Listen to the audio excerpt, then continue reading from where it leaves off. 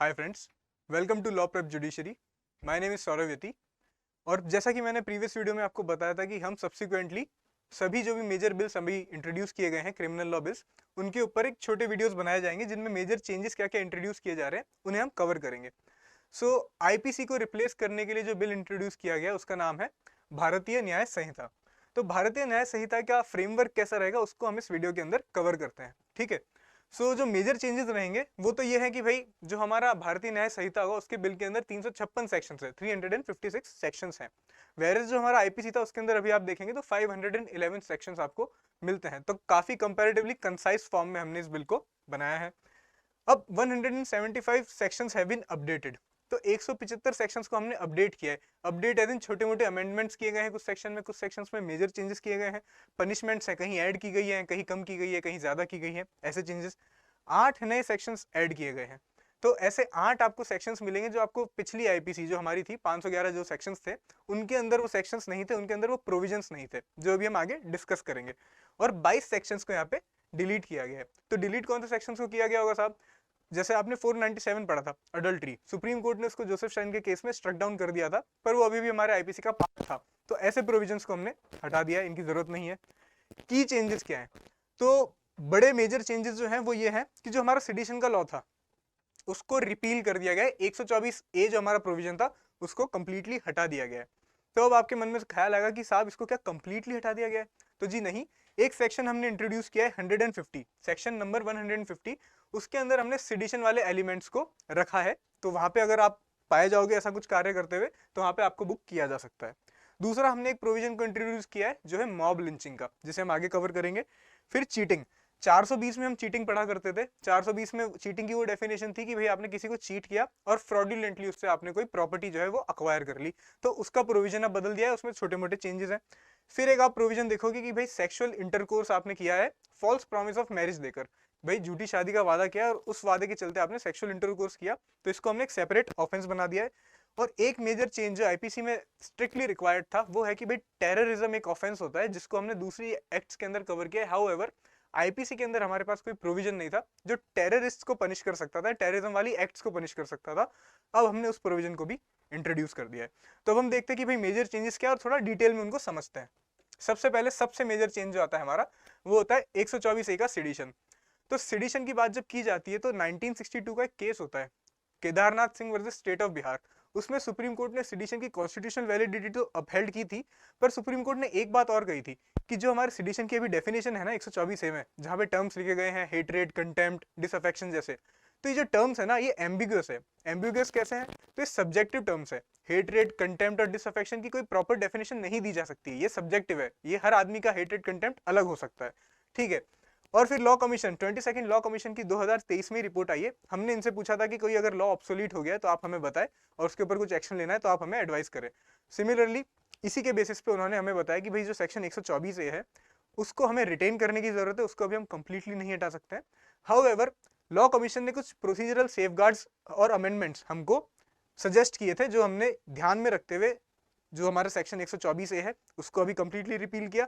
और उसको रिपील करने के बाद में हमने एक सेक्शन 150, एक नया सेक्शन ऐड किया है। उस सेक्शन के अंदर हम किन चीजों से डील करेंगे? आर्म्ड रेबेलियन हो गया, सेपरेटिस्ट एक्टिविटीज। सेपरेटिस्ट एक्टिविटीज क्या होती है? Secessionist tendency. ऐसे लोग जो हमारे देश से अलग होकर एक अपना राज्य बनाना चाहते हैं उसे हम सेपरेटिस्ट टेंडेंसी कह सकते हैं।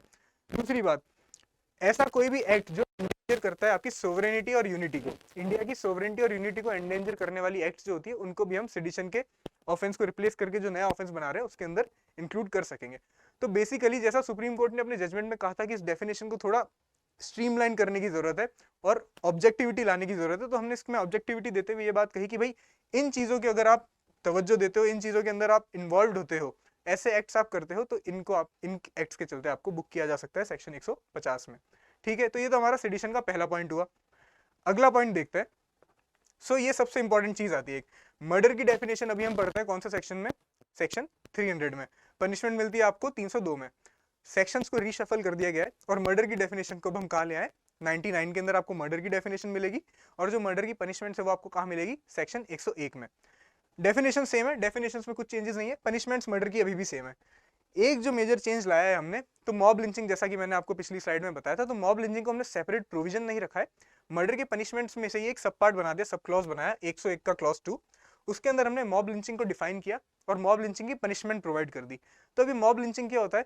मॉब लिंचिंग का मतलब ये होता है कि भाई जहां पर 5 और या उससे ज्यादा लोग, 5 या 5 से अधिक लोग एक साथ एक ही इंटेंट के साथ में क्या करते हैं, मर्डर कमिट करते हैं किसी व्यक्ति का, based on caste, community, sex, place of birth, language, personal beliefs. तो इनके चलते अगर 5 या 5 से अधिक लोग कॉमन इंटेंट के साथ में, एक सिमिलर इंटेंट के साथ में मर्डर कमिट करते हैं किसी दूसरे व्यक्ति का, तो उसे हम कहते हैं मॉब लिंचिंग। और मॉब लिंचिंग की भी हमने पनिशमेंट क्या प्रोवाइड करी है? तो सबसे बड़ी बात है, हमने डेथ पेनल्टी भी मॉब लिंचिंग के अंदर प्रोवाइड कर रखी है। So the punishment death, life imprisonment या फिर इंप्रिजनमेंट जो 7 साल तक रेंज कर सकता है। तो ये था हमारा मर्डर और मॉब लिंचिंग रिलेटेड प्रोविजन। आगे दूसरा मेजर चेंज हम देखते हैं, तो वो होता है हमारा sexual intercourse under false pretext of marriage by deceitful means. आप ये कर सकते हैं। तो हमने सेक्शन 69 अभी जो था हमारा, उसको चेंज करके रीशफल करके एक नया ऑफेंस इंट्रोड्यूस किया है जिसका नाम है sexual intercourse on false pretext of marriage. अगर आप शादी का झूठा वादा करते हैं या फिर डिसीटफुल मींस के द्वारा। अब डिसीटफुल मींस को इन्होंने एक्सप्लेनेशन, जो सेक्शन 69 का एक्सप्लेनेशन जब आप पढ़ेंगे नए बिल के अंदर, तो डिसीटफुल मींस उन्होंने वहां पे एक्सप्लेन किया है। डिसीटफुल मींस का मतलब क्या होता है? कंसीलिंग ट्रू आइडेंटिटी, अपनी आइडेंटिटी छुपाना, छुपाने के साथ में फिर आपने शादी करी और फिर सेक्सुअल इंटरकोर्स कमिट किया, तो ये वहां पे कवर हो जाता है। फिर फॉल्स प्रॉमिस ऑफ एम्प्लॉयमेंट या प्रमोशन, आपने एम्प्लॉयमेंट, नौकरी का वादा किया या नौकरी के अंदर प्रमोशन का वादा किया और सेक्सुअल इंटरकोर्स कमिट कर लिया, तो ये सब चीजें डिसीटफुल मीन्स के अंदर आ जाती है। या फिर इंड्यूसमेंट, बहला फुसलाकर आपने इंटरकोर्स किया झूठा वादा करते हुए, तो ये सब आता है सेक्शन 69 के अंदर। और ये हमने नया ऑफेंस ऐड किया है, separate offence. Okay, moving on. अगला ऑफेंस क्या होता है? मैंने चीटिंग की बात करी थी। सेक्शन 420 के अंदर हमें चीटिंग किस फॉर्म में मिलती है? Cheating accompanied with delivery of property. तो आपने किसी को फ्रॉडुलेंटली या डिसऑनेस्टली इंड्यूस किया प्रॉपर्टी डिलीवर करने के लिए, तो आपने 420 का ऑफेंस किया है। अब हमने क्या किया? तो जब पुरानी आईपीसी जब हम पढ़ते हैं 511 सेक्शंस की, उसमें 415 से 420 में आपको चीटिंग और चीटिंग के ऑफेंसेस बताए गए हैं। ठीक है, अभी हमने चीटिंग के सभी डेफिनेशंस को क्लब कर दिया सेक्शन 316 में। तो 415 और 420 वाली जो डेफिनेशंस थी हमको, वो अभी 316 के अंदर साथ में क्लब्ड होके ही मिल जाती है। तो जब पहला पॉइंट पढ़ोगे तो उसमें आता है कि भाई चीटिंग का मतलब क्या है? फ्रॉडुलेंटली और dishonestly inducing a person to deliver property, किसी को भी फ्रॉडुलेंटली या डिसऑनेस्टली बहलाना फुसलाना और उससे प्रॉपर्टी डिलीवर करवाना अपने फेवर में, किसी और के फेवर में। या फिर जो 415 की डेफिनेशन जब आप देखोगे तो वो यहाँ पे मैच होती है कि इंटेंशनली किसी पर्सन को इंड्यूस करना या डिसऑनेस्टली किसी पर्सन को इंड्यूस करना कुछ ऐसा काम करने के लिए, कुछ ऐसा काम ना करने के लिए जो वो अदरवाइज नहीं करता, आपने अदर उसको अगर इंड्यूस नहीं किया होता तो। क्या है? intentionally inducing a person to do or omit to do anything which the person would not do otherwise and which causes harm or damage। ऐसा काम वो करता है जो उसको हार्म और डैमेज में भी रिजल्ट करता है। तो ये हमारी चीटिंग की डेफिनेशन है। 420 पहले हुआ करता था, नए बिल के अंदर 420 का प्रोविजन नहीं है। 316 के अंदर हमने उसकी डेफिनेशन को इंक्लूड कर लिया है और पनिशमेंट भी आपको 316 के अंदर ही उसकी मिल जाएगी। तो ये तो थे हमारे मेजर पॉइंट्स। अब हम चलते हैं कि भाई और क्या क्या चेंजेस लाए गए हैं। तो कुछ ऐसे ऑफेंसेस जो अभी हमारी आईपीसी में नहीं मिलते हैं पर समय की जरूरत के अनुसार हमें उन्हें ऐड करना चाहिए, तो उन्हें भी इस बिल के अंदर इंट्रोड्यूस किया गया है। सेक्शन 109 क्या बात करता है? ये ऑर्गेनाइज्ड क्राइम्स को इंट्रोड्यूस करता है आईपीसी में।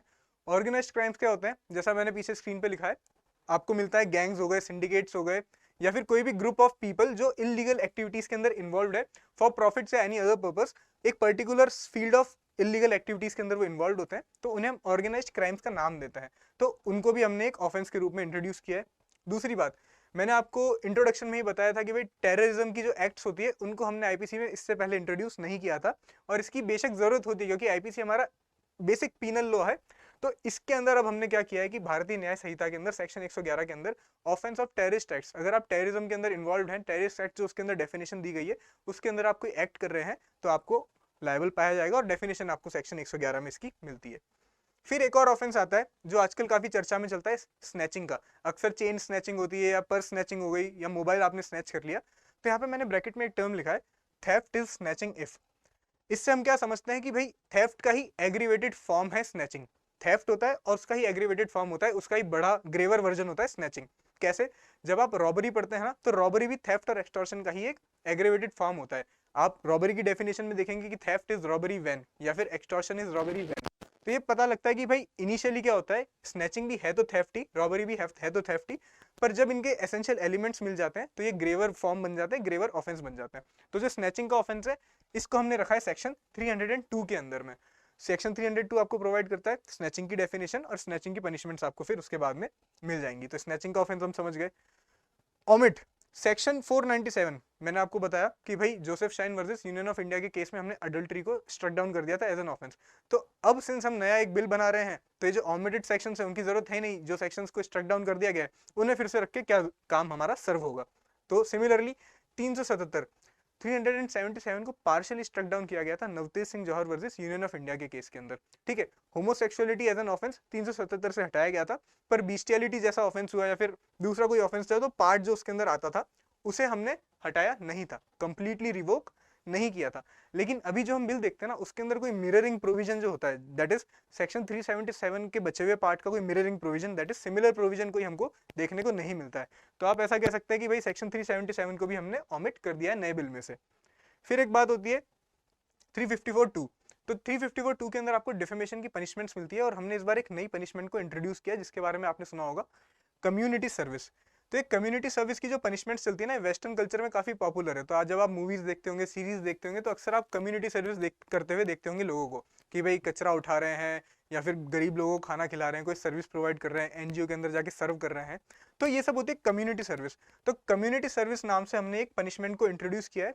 अभी हमें देखना होगा कि भाई ये कितना पर्पस सर्व करता है as a punishment. So this is a new initiative. So ये है हमारे मेजर चेंजेस जो भी भारतीय न्याय संहिता के अंदर हमने इंट्रोड्यूस किए हैं, जो आईपीसी से डिफर करते हैं या फिर कुछ चेंजेस लाते हैं। मेजर चेंजेस तो ये हुए।